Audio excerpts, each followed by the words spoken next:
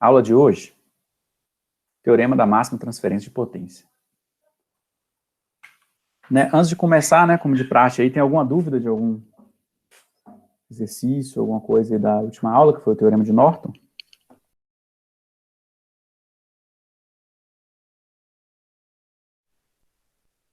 Para substituir esse circuito todo aí por uma fonte de tensão em série com a resistência elétrica.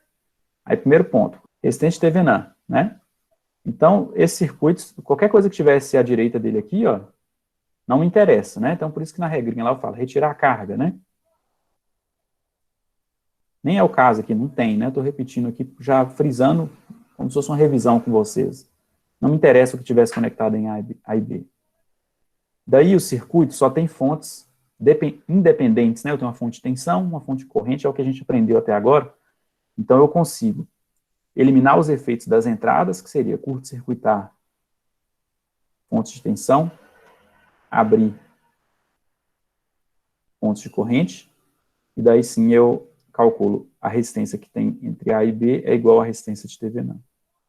Então esse circuito aqui, ele sofre essa modificação aqui, ó. Ele vai ficar um curto-circuito aqui, ó, no lugar da fonte de tensão. Aí ele fica uma resistência aqui, ó, no ponto A, uma outra resistência aqui, uma outra aqui embaixo, no ponto B. A fonte de corrente aqui está aberta, ó, tem que abrir, né?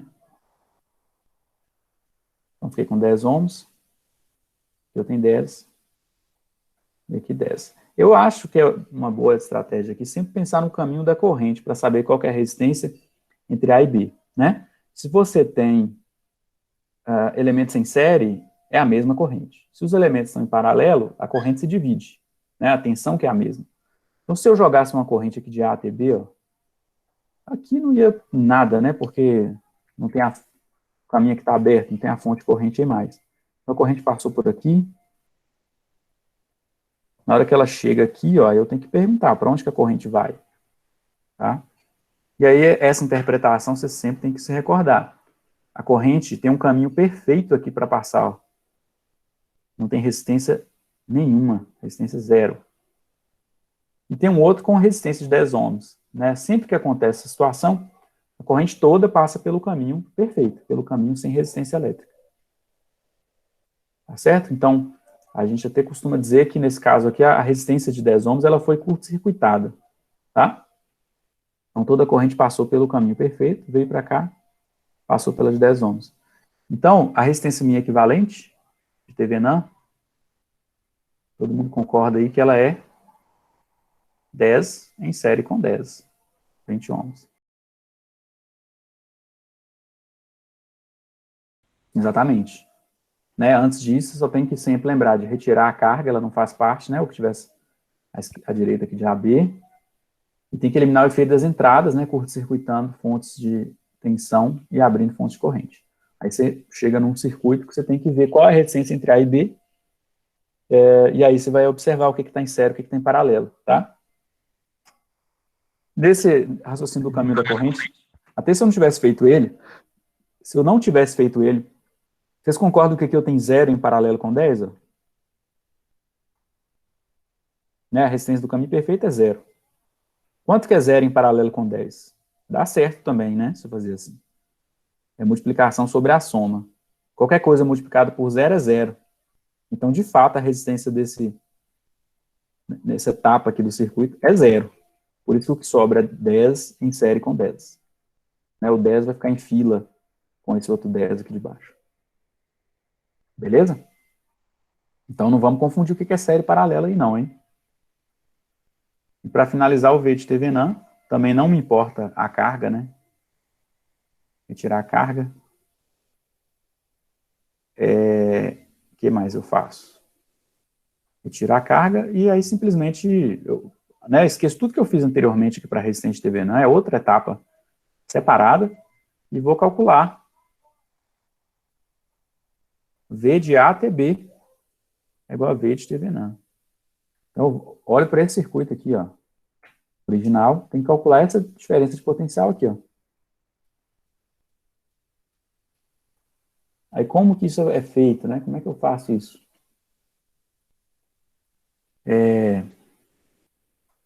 Alguém tem alguma sugestão de método? Será que o teorema da superposição ajuda? Se fosse pela superposição, o que aconteceria?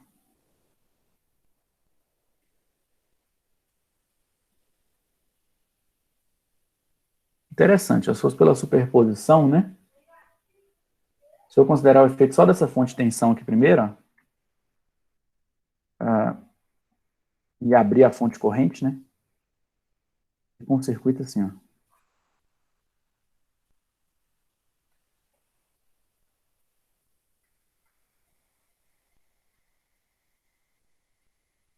A, B, 10 ohms, 10, 10. Aqui 10 volts. Como é que eu acho essa tensão VAB linha aqui, ó?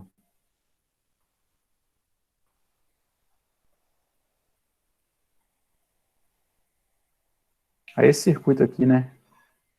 Vocês estão vendo que ele está aberto aqui. Ele não tem o caminho entre A e B, né? Para A e B. Não tem caminho para corrente circular entre A e B. Quando o circuito está aberto assim, ó, vocês lembram lá da analogia que eu falei com vocês até com a tubulação de água, né? Pode ser feita, né? Para essas situações aqui, se a vazão de água fosse a corrente e a diferença de pressão fosse a diferença de potencial, né? Então, nesse circuito, vocês iam ver que nesse ramo aqui, que não tem como se fosse um tubo fechado aqui em a água estaria parada, né? Então, ou seja, a corrente aqui é zero. E também a diferença de pressão aqui do início até o fim do tubo, como a água está parada, não tem perda de carga, seria zero. Da mesma forma, a diferença de potencial aqui é zero. 0 volt, né? Porque V igual a RI, se a corrente é zero, a diferença de potencial é zero, né? Então, não ficar tão poluído ali. Então, com esse raciocínio, gente, eu posso concluir que o potencial A, aqui na extremidade do circuito, como aqui a diferença de potencial é zero, aqui também eu tenho o potencial A. Idem, o raciocínio aqui para baixo, né? Não tem corrente aqui, diferença de potencial aqui também não existe. Então, se aqui eu tenho o potencial B, essa região toda aqui também é B. Então, isso aqui é A, né? Essa região toda. E essa região toda aqui pode ser considerado B. Né? Então, qual que é a tensão aplicada? Qual que é a diferença de potencial VAB? Da forma que eu mostrei aí. VAB linha. Eu tenho 10 volts aplicado em 10 ohms. Então, a diferença de potencial de A para B aqui são 10 volts. Beleza? E agora, analisando o efeito só da fonte de corrente, estou fazendo pelo teorema da superposição. Aí eu já elimino o efeito da fonte de tensão aqui. Tem a resistência aqui, ó. E aí o circuito que sobra aqui, ele é até bem esquisito, né? Ó. AB. Eu fico agora com minha fonte corrente. Com minha fonte corrente, né? Isso mesmo, minha fonte corrente está aqui. E aqui, ó, eu tenho B, né? E eu quero a diferença de potencial VAB, duas linhas. Circuito. Aqui eu tenho meio ampere. Aqui eu tenho 10 ohms. O que vai acontecer nesse circuito, ó? Aqui eu tenho 0 em paralelo com 10. É 0, né? E aí eu fico com 10 ohms aqui até B. Tranquilo? Então, nesse ramo aqui todo, é como se eu tivesse só 10 ohms. Só que o que está acontecendo? Essa fonte de corrente aqui, ó, o único caminho fechado que ela tem para percorrer é ficar passando esse meio ampere nessa resistência de 10 ohms aqui, ó. Essa corrente ela fica circulando só aqui, assim, ó. Né? Então, quando esse meio ohm passa por essa resistência de 10 ohms, acontece aqui uma queda de tensão na resistência de quantos volts? V igual a RI, meio vezes 10, então aqui eu tenho 5 volts com essa polaridade aí que eu escolhi, por quê? Numa resistência, sempre que a corrente passa, eu tenho uma queda de tensão. E a corrente está vindo assim, ó. Meio volt passou em 10 ohms, 10 vezes meio, 5 volts. Certo? E qual, então, é essa diferença de tensão aqui de A para B? Né? Em A, vocês têm que entender que, de novo, né? O que está acontecendo aqui nesse resto do circuito? Ó? A corrente que vai para cá, ó, ela é zero. Né? Então, a diferença de potencial aqui é zero. Por que é zero? Porque não tem caminho fechado para a corrente fluir. Né? Então, assim, esse potencial B aqui, ó, é o mesmo potencial aqui, ó. Tá? E tudo aqui é B, ó.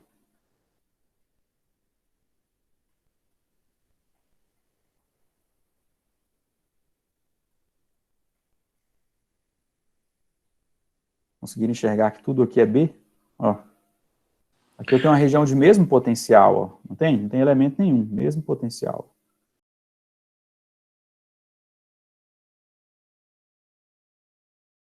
A corrente aqui eu tenho certeza que é zero. Por que é zero? Porque aqui o caminho está aberto. Tá vendo? A corrente precisa de um caminho fechado para circular.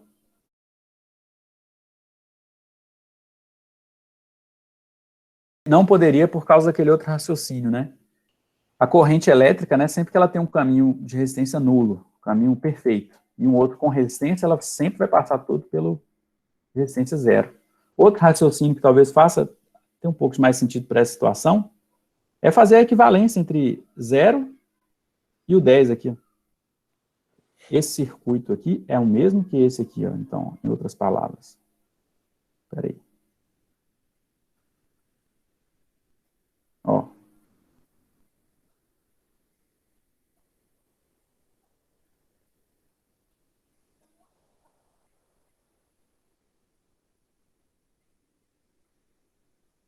Tá vendo que é o mesmo circuito? Por quê? Eu fiz 0 em paralelo com 10, tá vendo? Eu fiquei com 0 aqui, ó. Fiquei com o caminho perfeito. Então aqui eu concluo que a corrente é zero, porque aqui o caminho está aberto, não tem caminho fechado para a corrente fluir. Se o caminho está aberto, a corrente é zero, então a diferença de potencial aqui, ó, também é zero. É só lembrar lá, né, analogia com o sistema hidráulico, né?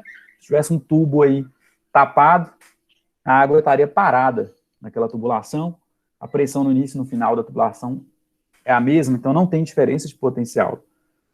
Diferente de pressão, então aqui eu não tenho diferença de potencial.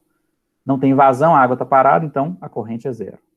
Então o que eu fico? Né? Eu fico com essa queda de tensão unicamente aqui de 5 volts. Ó. E se vocês observarem o que a gente acabou de analisar, né? Essa região inteira aqui, ó, é B, né? Essa região inteira aqui, ó. Tudo isso aqui, na verdade, é o mesmo... Eita. Vamos desfazer, hein? Tudo aqui, na verdade, é a mesma região B.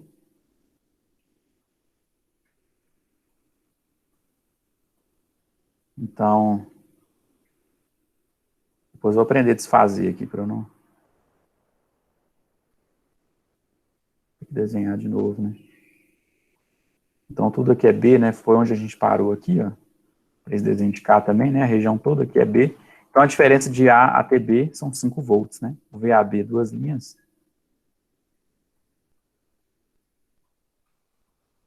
Igual a 5 volts, não é isso? Positivos, né? Pela polaridade.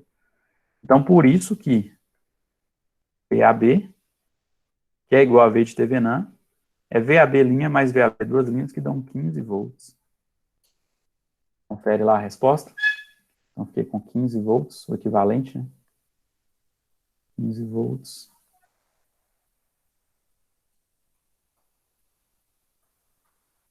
E a resistência é 20 ohms.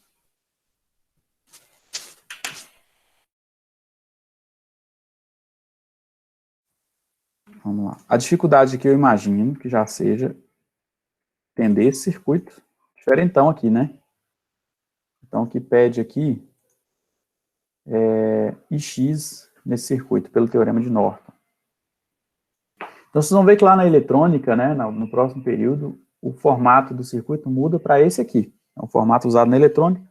A justificativa é que um projeto eletrônico ele vai ter muitos elementos, muitas partes, né, digamos assim, e fica inviável fazer o circuito usando malhas, porque senão o seu desenho fica muito poluído. Então, ao invés de usar as malhas, a gente só indica onde eu tenho um potencial aqui de 12 volts, onde eu tenho de menos 12, seriam as fontes do circuito, tá? Na hora que eu ponho 12 volts, menos 12, 5 volts, menos 5, né, muito comum. Seriam as fontes do circuito, né, os potenciais em relação ao terra. Então, esse circuitinho aqui, ó, eu consigo transformar ele assim, ó.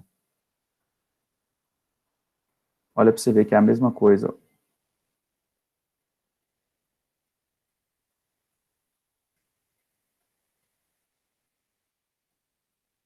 Aí vem, né, ó, a leitura. Esse aqui embaixo é o terra. Qual fonte que eu tenho que inserir para esse potencial aqui ser mais 12, né? Uma fonte assim de tensão de 12 volts. Opa, 12 volts. Se aqui embaixo é o zero, aqui em cima é o 12 volts. Agora o circuito já tomando cara de malha. Né? A mesma coisa, se aqui em cima é menos 12, né? Então aqui eu tenho que estar agora uma fonte invertida, assim, ó, de 12 volts. Porque aí do zero até o ponto posterior à fonte, a tensão abaixo de 12 volts. Beleza? Então eu quero saber quem é Ix usando o teorema de Norton. 6 ohms aqui. 3. Então a ideia é o seguinte, né? Eu vou substituir esse circuito, considerando que meu RL, minha carga, é esses 3 ohms, ó, né? Porque aí eu vou parar no circuito assim, ó. Vou fazer isso aqui. Vou parar no equivalente de Norton, que é isso aqui, ó. E vou conseguir calcular de forma bem mais fácil qual que é a corrente aqui. E X. E aqui eu tenho 3 ohms, ó. Concordo? Então meu X está aqui. Como se eu fizesse o equivalente em Norton, então, em relação aos pontos A e B. Tá? Aí o desenho mudou bastante aqui, né, do que a gente estava acostumado, tá bom? Mas vamos ver, o procedimento é o mesmo, né? Como é que fica a resistência de Norton? Resistência equivalente. Né? Então, rapidinho aqui, ó, eu abro o circuito, ou seja, retiro a carga, elimino o efeito das entradas, né? Então, eu abro a fonte de corrente, fecho fonte de tensão. Então, o circuito que sobra é esse aqui, ó. O circuito é essa fonte aqui. Aqui eu tenho 6 ohms. Aqui tem meu ponto A. Aqui eu tenho meu ponto D. Quero saber a resistência entre A e D, né? Aqui eu curto-circuitei. Fonte de tensão. E aqui, ó, a fonte de corrente é aberta. Então ficou com isso aí. Qual que é a resistência, então, equivalente de Norton? 6 ohms. É o que sobrou de A até D. Se eu jogasse uma corrente de A até D, ela ia enfrentar 6 ohms apenas. Beleza? E o segundo passo para encontrar a corrente de Norton, eu vou agora curto-circuitar os pontos A e B e descobrir a corrente que passa entre A e B, não, A e D, e descobrir a corrente que passa por esses pontos, né? Então, a carga nunca me interessa, então aqui é um curto-circuito. Eu tenho aqui meus 6 ohms.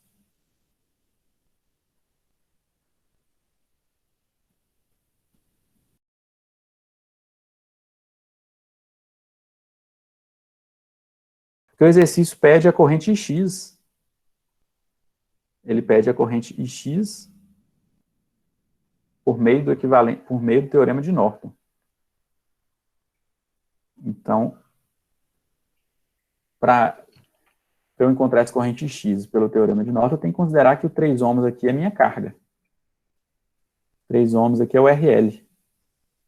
É porque, na verdade, você tem que interpretar o que você está querendo substituir no circuito, né? Você está querendo substituir qual parte dele?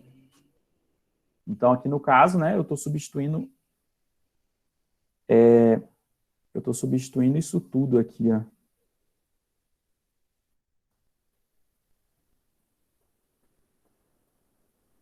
Aqui ficou um negócio até que nem é a esquerda ou a direita, né? Ficou substituindo essa parte toda aqui, ó. Né? Ou seja, por esses pontos A e D eu estou fazendo a substituição por esse circuito aqui, ó, que é o equivalente de Norton. Acho que agora fica claro, quer ver? Ó, porque ali eu tenho o ponto A está aqui e o ponto D está aqui. Então sobrou o 3 ohms que eu quero analisar a corrente nele, né? Então, para esse circuito que sobra aqui, ó, eu tenho aqui o A e o D. Então, para achar a corrente de Norton, ela está aqui, ó, é o curto-circuito, a corrente no curto-circuito, formada entre A e D. Então, eu juntei ali, uni os pontos A e D, e quero achar aquela corrente. Como é que eu faço? Eu tenho 12 volts, 6 ohms, 4 amperes, 12 volts. Qual que seria a corrente ali? Se você analisa só o efeito da fonte de corrente, aqui seria um curto e aqui um curto. Seria 4 amperes para cá, né? Se você analisa só agora a fonte de tensão, aqui é aberto e aqui é fechado. Você teria mais 12 dividido por 6, 2, né?